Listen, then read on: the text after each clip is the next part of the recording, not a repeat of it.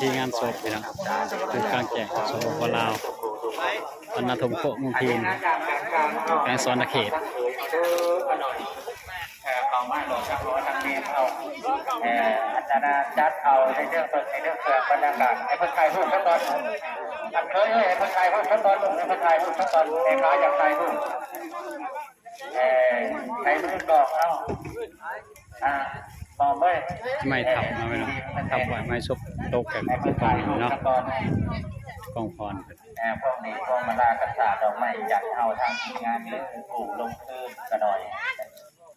ตัวไหนว่าบนจุดซบในจุดเก่าเลยเนาะเป็นแมนเลยเนาะภาษา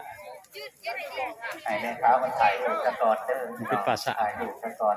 นี่ดอกไม้จัดเอางั้นทำเคยที่เขาโหลดเห็นอยู่บ่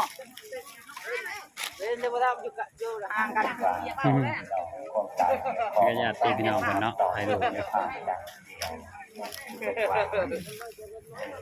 ทำดีเนี่ยนะขอ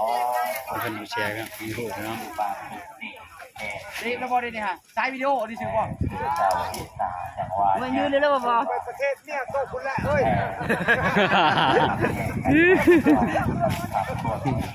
ชมประเทศเนี่ยก็โลก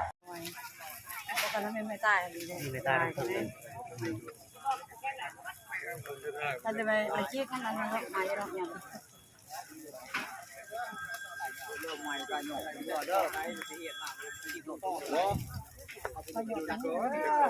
เอาไปถูกเล่นโทรศัพท์หรือว่า